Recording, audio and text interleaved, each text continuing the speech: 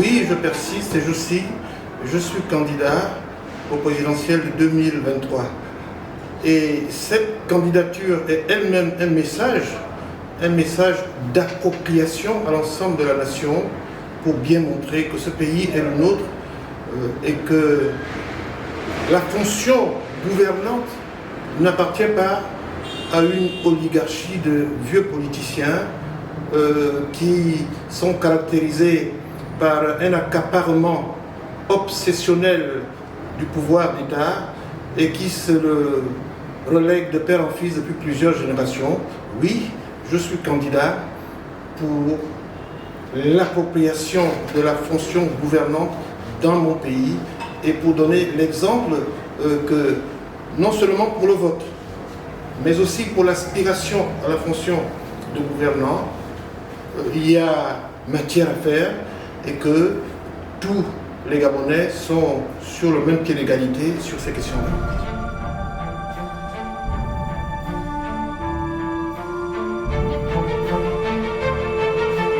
Eh bien, les conditions ne sont pas réunies, la liste électorale n'a toujours pas été nettoyée. D'ailleurs, les nouvelles conditions qui ont été données pour s'inscrire, c'est-à-dire la seule présentation de l'acte de naissance ou tout autre papier d'identité, ne vient pas pour sécuriser cette liste électorale-là. On peut pressentir déjà à travers cette légèreté dans l'inscription une liste qui ne sera pas fiable. Le recul des élections à un seul tour au lieu de deux, etc., etc. Non, les conditions ne sont pas réunies, mais la qualité d'un homme politique, c'est aussi d'aller compétir, même selon les règles de l'ennemi. Parce que ici, la seule force prééminente, c'est le peuple. C'est pour ça que nous appelons tout le monde à aller s'inscrire sur les listes électorales, parce que nous allons employer la technique du déferlement électoral.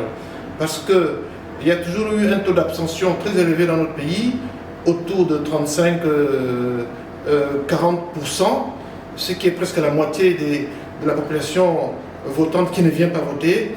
Et nous comptons aller ratisser large et aller rameuter tout ce monde-là pour essayer de compenser le tripatouillage de la liste électorale par un déferlement électoral en faisant que tout le monde puisse voter. Non, les conditions ne sont pas réunies, mais pour nous, nous allons aller aux élections, même dans 2 mois, pour ne pas tomber dans une posture d'assoupissement et d'endormissement qui pourrait nous être fatale si les élections étaient maintenues à cette date-là. Nous irons à ces élections, quelles que soient les conditions, parce que nous comptons sur le déferlement électoral et nous comptons sur notre vigilance post-électorale lorsque nous aurons le sentiment que les choses n'ont pas été faites selon les règles de l'art.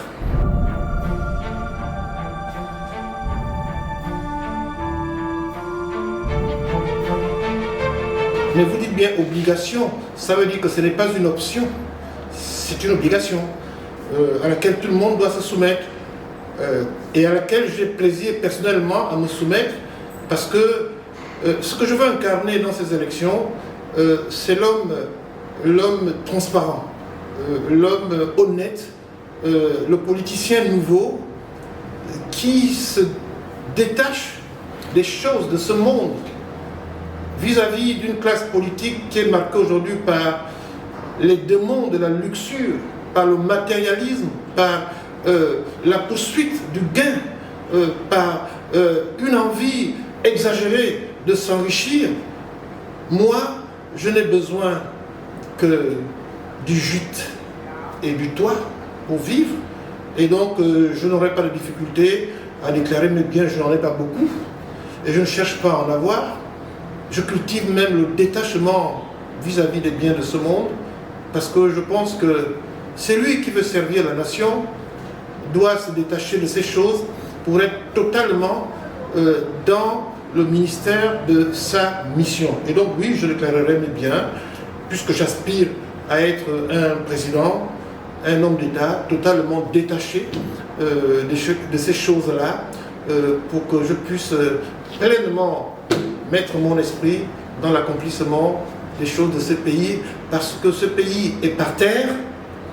Il va falloir un sacrifice ultime pour ceux qui vont le diriger demain, pour le remettre debout.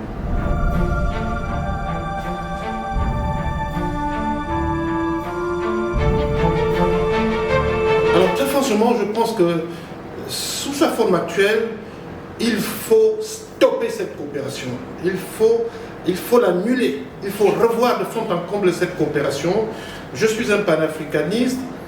Je pense que l'Afrique, aujourd'hui, pour se développer, a besoin de libérer son génie.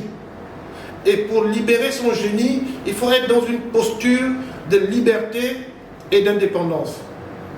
Or, le poids des Occidentaux, et singulièrement de la France sur les pays africains, a été marqué depuis plusieurs décennies déjà, depuis même plusieurs siècles, par la domination, par le colonialisme, par la néocolonisation, par les spoliations, par la vassalisation des pays africains. Il faut que cela change et que les pays africains reprennent leur destinée en main.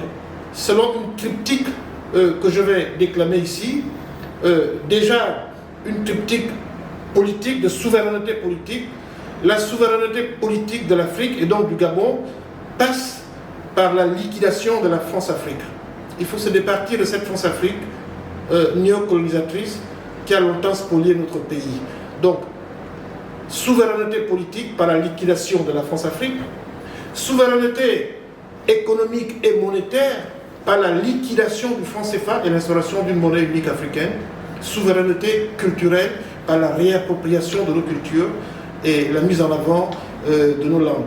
Voilà de quoi l'Afrique a besoin aujourd'hui, cette triple souveraineté, et donc singulièrement le Gabon. Et donc oui, je reviserai les accords franco-gabonais parce que je prône la libération de l'Afrique par rapport à toutes ces forces obscures qui l'ont toujours empêché de libérer son génie créateur.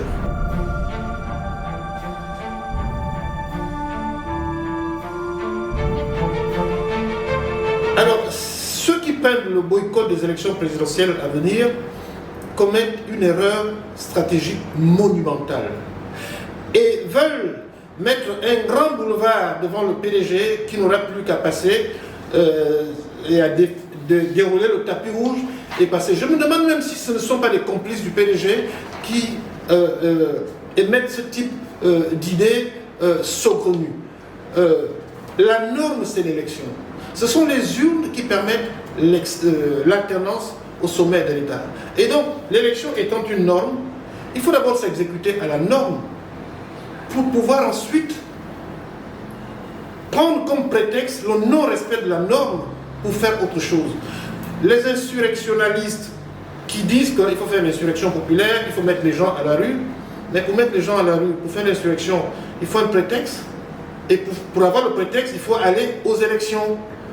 Les élections, parce que ceci n'exclut pas cela, le fait d'aller aux élections n'exclut pas que, après les élections, si nous avons l'impression que notre vote a été volé, nous puissions réfléchir à d'autres types de combats. Mais ne pas aller systématiquement aux élections est une erreur stratégique monumentale parce qu'elle laisse un grand boulevard devant le PDG qui n'aura plus qu'à dérouler son tapis rouge et ce sera quelque chose de légal. Et donc, à la légalité, nous viendrions nous-mêmes ajouter la légitimité par nos propres turpitudes. Et je profite de votre caméra pour dire encore à l'ensemble des Gabonais et des Gabonaises d'aller se faire massivement enrôler pour créer ce que j'appelle le déferlement électoral et faire en sorte que les 35 ou 45% de taux d'abstention, nous puissions les transformer en taux de participation au soir des élections.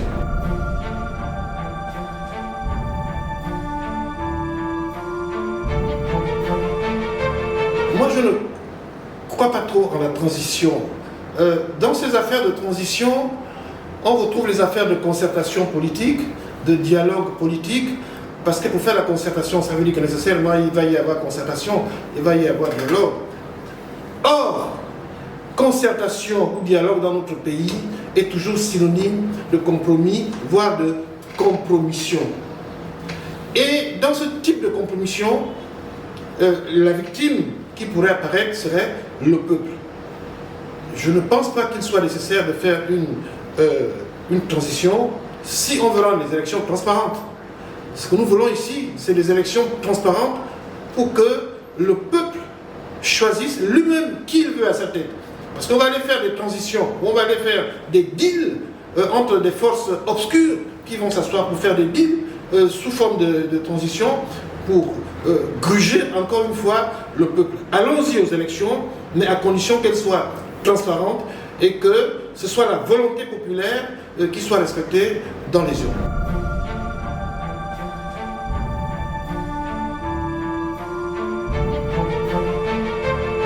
Je pense que Poutine est en train de mener une guerre de libération.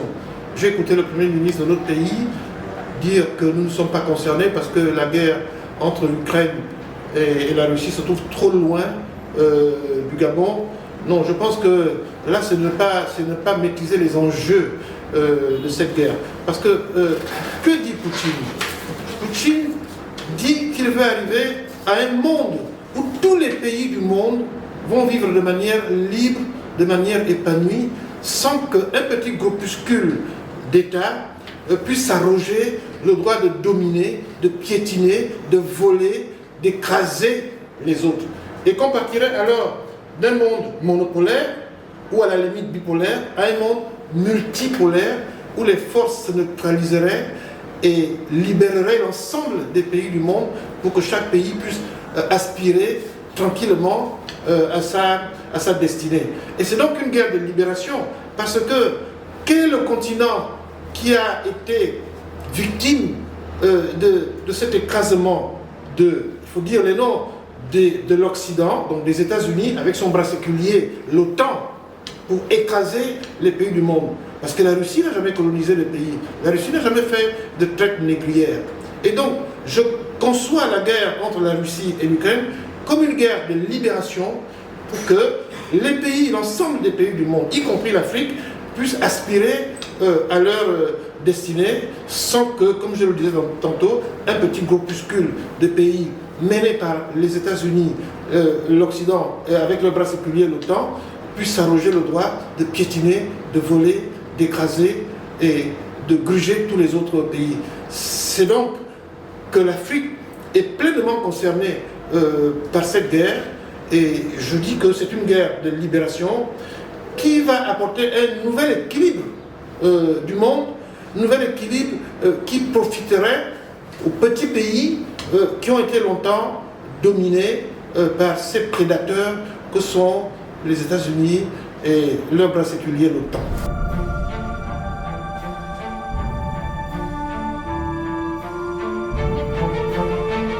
Alors là, je vais vous étonner.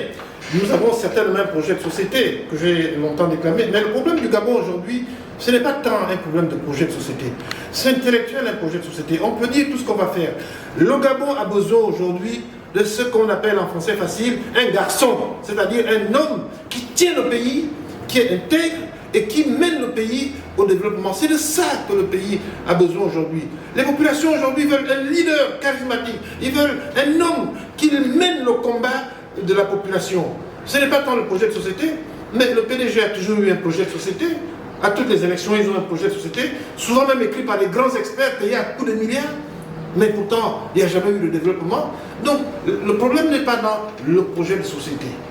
Ça ne veut pas dire que nous n'en avons pas, nous avons un projet de société, mais le peuple a besoin aujourd'hui d'un homme qui mène ce pays au développement. Et c'est cela que nous voulons travailler. Travailler le courage, travailler l'audace, travailler la transparence, travailler l'honnêteté, se confondre avec les aspirations du peuple pour amener ce pays au développement.